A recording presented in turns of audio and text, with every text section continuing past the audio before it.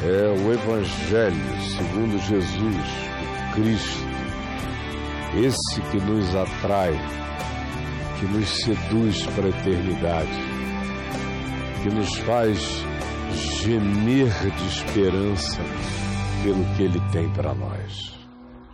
Hoje eu quero ler aqui na segunda carta de Paulo aos Coríntios, no capítulo 5, e esta é uma confissão. Quase tudo que Paulo escreve, é confissão de fé, confissão de esperança, confissão de certeza. Não tem nada aqui que para ele seja uma doutrina. Como ele diz, eu não aprendi nada disso de homem algum. Eu aprendi vivendo, experimentando Cristo todo dia, no silêncio, na gritaria, no deserto ou no mercado, em qualquer lugar, circunstância, cidade, povoado, em toda experiência humana, positiva, negativa, o Evangelho foi se engendrando e crescendo em mim, e pelas práticas e obediências de fé que atuam pelo amor, ele foi ganhando sua completude, foi se ampliando, foi se engendrando e Cristo foi crescendo em mim. É o que Paulo ensina o tempo todo, repete toda hora. E diz que se não for assim, nada de fato do Evangelho jamais vai acontecer em mim, a não ser capturas de informação, mas nada que tenha a ver com real transformação. Então Paulo diz, olha que coisa, só pensa o seguinte, se isso é verdade para alguém, o mundo dessa pessoa muda completamente. Ele diz, sabemos, e usa essa palavra cognitiva, de conhecimento, sabemos. E o modo como ele sabe não é intelectual, é experiencial. Ele creu que Jesus morreu pelos pecados e ressuscitou de entre os mortos. Estava vivo e está acima de todo principado, potestade e poder, ou de qualquer outra referência. Ele crê nisto. E o resultado de crer nisto é saber o que daí decorre. Se isto aqui é verdade, então a decorrência de Jesus ter feito, realizado e consumado tudo em meu favor e ter ressuscitado para minha justificação, isso produz um conhecimento, uma certeza. Quem crê fica possuído por essa certeza. E é uma certeza que muda a existência da gente, de qualquer um por inteiro, quando ela, de fato, não é uma doutrina no papel, mas é uma convicção no coração. É a cadência dos meus passos, do meu andar, dos meus movimentos, é a lente do meu olhar, da minha interpretação, do meu discernimento, é a força das minhas decisões, é a resistência mais profunda do meu caráter e é a esperança invencível do meu crer. Quando isso não é algo vago sobre o que se conversa, sobre o que se dialoga, não é apenas a nossa preferência mais importante, mas é a essência da nossa vida. Então o que eu vou ler agora, em sendo assim, em sendo verdade e em crendo eu desse modo como Paulo cria, o resultado tem que ser o mesmo. Ele diz, sabemos que se a nossa casa terrestre deste tabernáculo, ou seja, sabemos que se o nosso corpo, essa visibilidade, eu sou um espírito que habita um tabernáculo, que é o meu corpo. Sabemos que se essa casa tabernacular, corpórea, se desfizer, E ela está se desfazendo todo dia. Cai uma telinha aqui, cai outra telinha ali. Ela vai se desfazer. Sabemos, todavia, que isto vai acontecer, mas que nós temos, da parte de Deus, não um tabernáculozinho, não uma tenda, mas um edifício. Ele compara aqui as construções dos andarilhos, as construções dos arábios, dos seres hebreus e caminhantes, ou daqueles que eram os que viviam em tendas, em toda aquela região da Arábia. Ele sabia e ele comparava. É como habitar numa tendazinha de um beduíno, em comparação com um palácio romano grandioso. Esse era o choque entre aquilo que puerilmente se desfaz e aquelas coisas que, mesmo aqui, terrenamente sendo construídas, duram milênios, e a gente as visita milênios depois para aprender a história daquele tempo. O que Paulo está dizendo, a comparação é essa. Nós sabemos que se a nossa tendazinha se desfizer, puir e acabar, nós temos, da parte de Deus, um edifício. E ele aqui ainda compara o terreno com o terreno, o corruptível com o corruptível, quando na realidade a verdadeira comparação é incomparável, porque é entre o corruptível e o incorruptível. É como comparar a tenda com a incorruptibilidade do quanto, como morada de Deus, nos aguarda para nos revestir de incorruptibilidade eterna, tornando-nos não semelhantes ao primeiro Adão, que morrendo morreu, mas tornando-nos conforme o segundo Adão, que morrendo ressuscitou de entre os mortos. Sabemos que é assim. É uma tenda comparada com um edifício, com uma casa que não foi feita por mãos, que não é fruto de carne e sangue, mas é eterna nos céus, ou seja, sobre todas as camadas dimensionais. Nós sabemos disso. Você sabe disso? Você crê nisto ou isto é só uma logorreia? Isso é só um derrame verbal inconsequente? Isso é só um catecismo para você dizer que não tem crença, mas não afeta a sua vida, não faz parte da sua essência, não é a pulsão essencial do seu ser.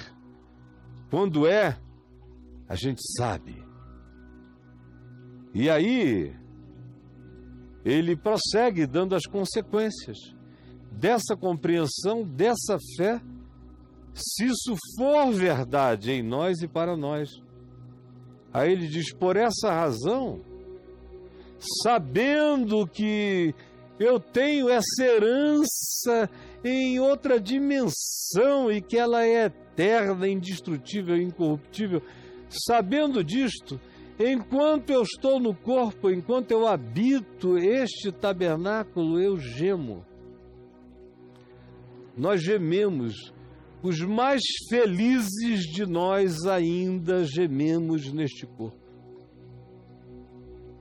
Os que têm certeza absoluta, os que sabem a vida eterna, para si, com essa convicção, ainda assim experimentam a resfolegância de alguns gemidos existenciais. E Paulo diz, nós sabemos, eu sei, mas eu também gemo, aspirando. Ele não geme querendo morrer, ele não geme querendo se matar, se suicidar, ele não está em depressão, ele não está em desistência dessa vida, desta existência, não, mas ele geme. E ele diz, que gemido é esse? O que ele está ensinando é que quando a gente não geme de angústia, de vontade de morrer, ou quando a gente não geme de angústia, de medo de morrer, os que venceram a morte pela fé nos seus corações e sabem que foram resgatados por uma esperança eterna, para deixarem o casulinho e voarem para uma morada incorruptível, inatingível, ele diz, esse mundo é tão ambíguo, é tão ambivalente, que mesmo a gente que não tem nenhuma ânsia de morte, que não se entrega, que não desiste, que anda com uma esperança invencível, ainda assim, nós também, eu também, sinto esse gemido, essa inquietação latente, que no meu caso não tem nada a ver com desistência da existência. Tem a ver com o anelo pela sublimidade. É diferente, mas há pessoas gemendo no mundo em perspectivas totalmente opostas. Há aqueles que hoje estão gemendo porque não aguentam mais viver. Viver se tornou pior do que a existência em si. E o cara quer morrer. Outros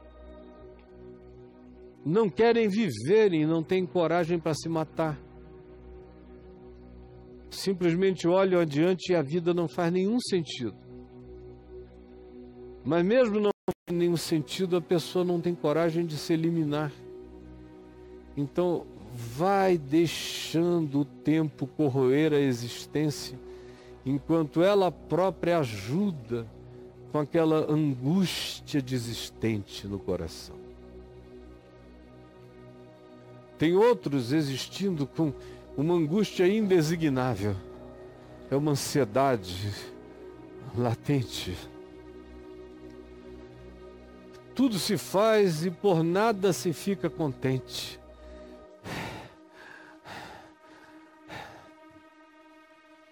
Nada é alcançável, nada realiza coisa alguma. A pessoa só não tem coragem de acabar consigo mesma de uma vez. Mas existe também sem amores para amar e sem ideais a se dedicar, porque o que fica nela é apenas aquela angústia que não para de fibrilar, sem se autodesignar, sem se explicar, sem dizer de onde vem tamanha vontade de não ser e não estar, embora o indivíduo não tenha coragem de fazer isso por iniciativa própria. E há muitas outras formas de angústia, há muitos conceitos de angústia, e há muitas expressões de desespero humano. E há esta, inusitada, que não está em nenhum tratado de filosofia da terra, que é a angústia da glória, a angústia pelo eterno, a angústia pela incorruptibilidade, a angústia diante do cansaço da mesmice idiota, da ação humana recorrente, repetida e piorada, enquanto o indivíduo sabe que o que o aguarda está para além de todo surto de vaidade do tempo presente, de toda essa entrega insana de busca gananciosa de poder, praticada pelos seres mais abjetos da humanidade, que são, em geral, os que se candidatam a ter esse poder de controle na mão sobre outros. Em geral, não é gente boa. Aqui e ali tem uns ou outros. Em geral, é o pior da humanidade que se candidata para querer controlar a humanidade. E alguns desses são tão desprovidos de espírito, de alma, de emoção, de sentimento e de mente, que são como bonecos gananciosos de poder, existindo com uma angústia de dominação. E tudo que para eles pode fazer sentido é controle, mais controle, mais controle.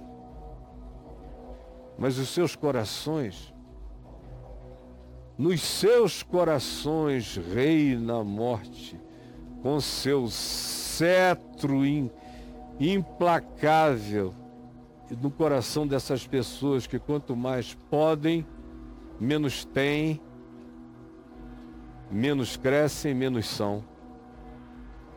Existe, todavia, essa categoria singular, como eu dizia, que não está em nenhum manual ou em nenhuma teoria filosófica, que é essa do indivíduo que sabe a eternidade para si. Sabemos. E sabemos que isso aqui é temporáriozinho, passageiro. Não estamos com nenhum desejo suicida e com nenhum espírito de desistência. Mas não temos a menor fobia quanto à aproximação dessa hora de largar a tenda, porque quando eu largar essa tenda para trás, eu vou voar para uma dessas moradas celestiais, incorruptíveis, que Jesus disse já me estão preparadas. Por isso, neste corpo, gememos, aspirando, por sermos revestidos da nossa habitação celestial. A angústia presente é essa vontade sublime de que chegue a hora em que eu passe a ser completamente absorvido pela ressurreição, aonde já não haverá mais angústia, ansiedade, medo, luta, agonia, preocupação. Tudo estará definitivamente consumado para mim em plenitude. Meu ser se tornará como o ser de Cristo.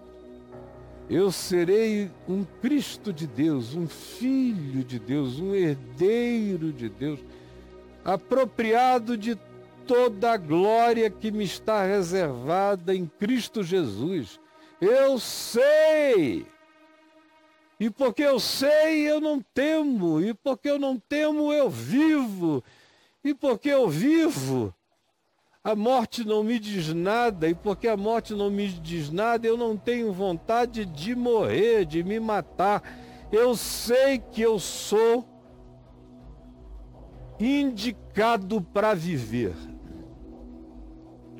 Eu sei que eu sou um ser que habita temporariamente esta dimensão, mas que a minha pátria, a minha cidadania não é daqui. Por isso aqui eu sou tão pouco compreendido. Eu não sou daqui. E no dia que o mundo me entender, é porque eu falei como o mundo fala e deixei de dizer o que Jesus ensina.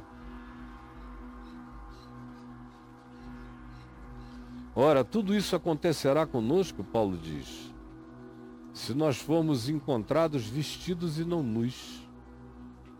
O que significa isso? Nós vamos tomar posse disso tudo, ele diz, se formos encontrados vestidos e não nus. O que ele quer dizer com isto? O que ele está dizendo, para uma linguagem contemporânea, isso tudo vai acontecer com a gente se nós formos encontrados vestidos com a justiça de Cristo, com essa expressão, com as túnicas brancas, com a justiça de Cristo Jesus. É tudo metáfora, simbolização, para caracterizar o fato de que isso vai acontecer conosco se nós estivermos justificados mediante a fé em Jesus. Quando eu creio no que Jesus fez por mim, eu sou vestido com a justiça de Cristo. Vestido. Estou vestido de Jesus. Estou vestido de Jesus. Não estou nu. Estou vestido de Jesus. Nu, eu estou da minha presunção, nu da minha justiça própria, nu da minha arrogância de autossantificação, nu de tudo aquilo que se manifesta como máscara do coringa na presença de Deus. Engano. Não. Disso eu estou nu. Não recorro a isso nunca, jamais. Eu vou entrar, vou tomar posse, porque eu estou vestido de Cristo Jesus. Eu estou vestido, como Jesus disse na parábola das bodas, com vestes nupciais.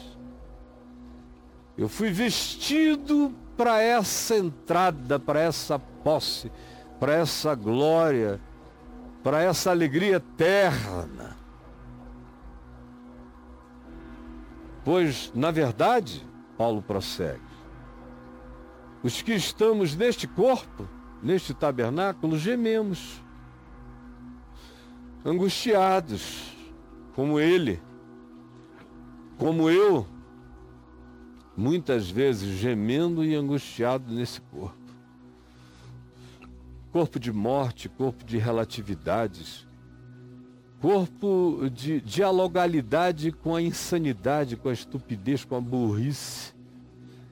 Corpo que te obriga ao convívio mais estúpido da existência até aqui. Pior do que isso, só outros infernos.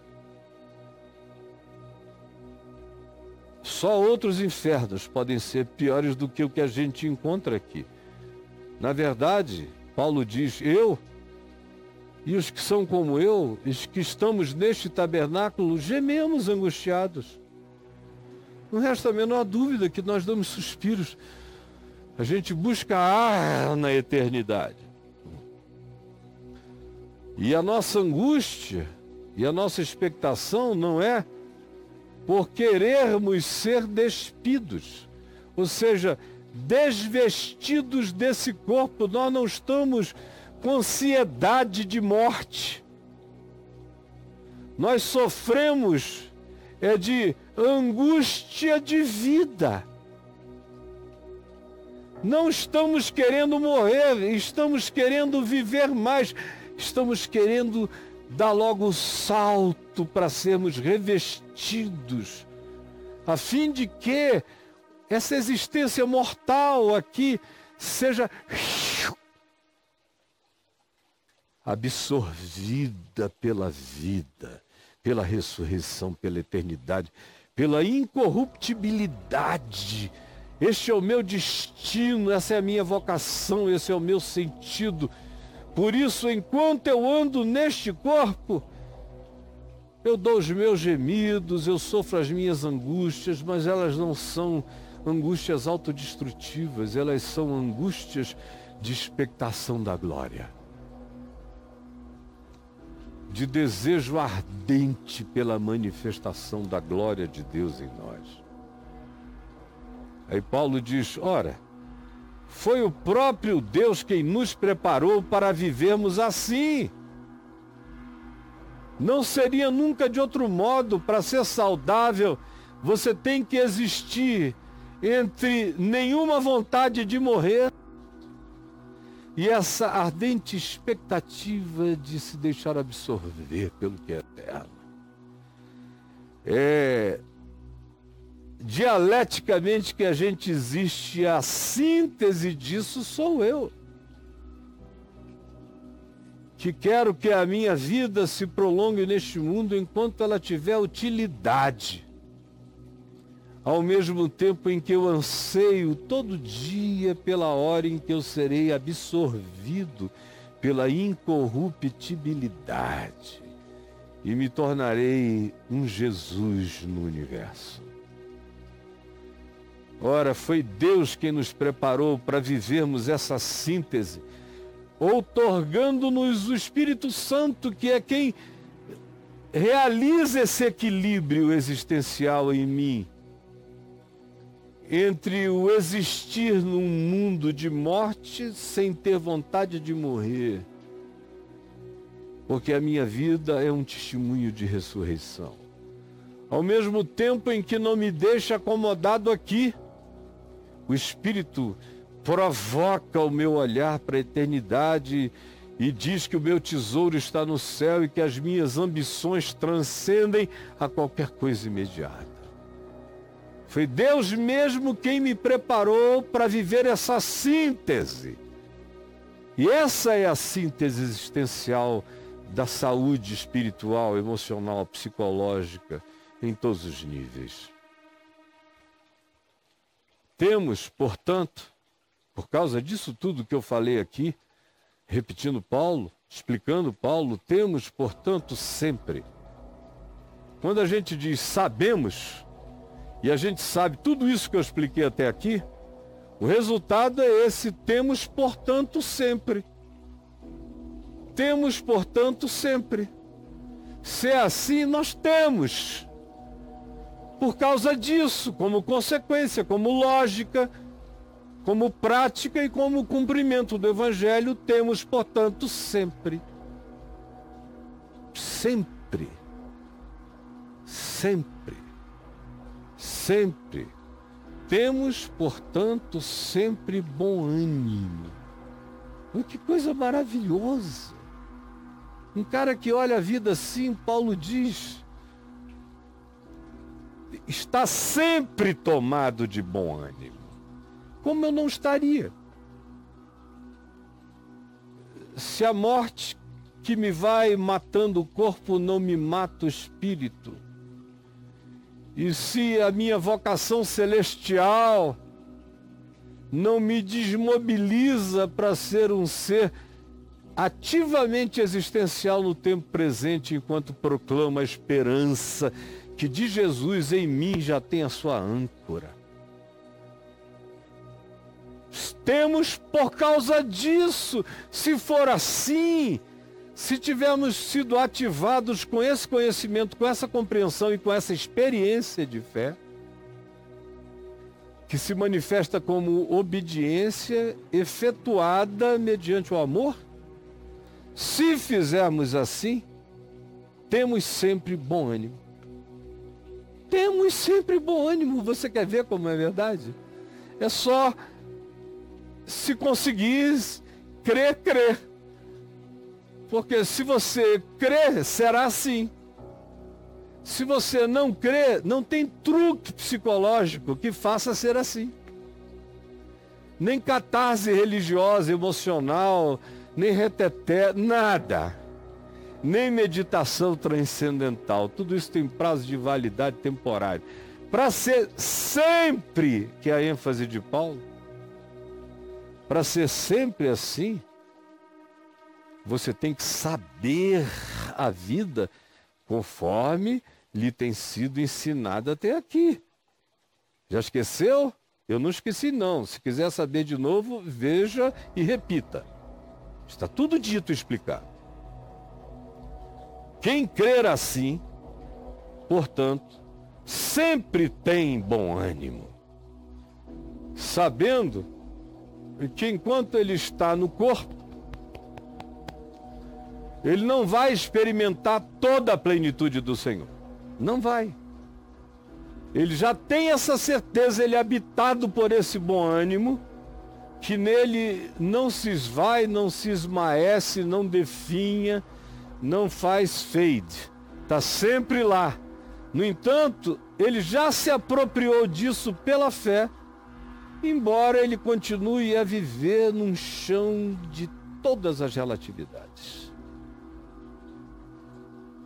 Sabendo que enquanto no corpo, estamos ausentes dessa plenitude. Mas essa plenitude já nos habita em consciência de fé e em esperança irremovível, irretorquível. Portanto, assim é, porque nós aprendemos a viver por fé e não pelo que vemos. Assim é, porque aprendemos a viver por fé e não pelo que vemos. E isso é ensinável.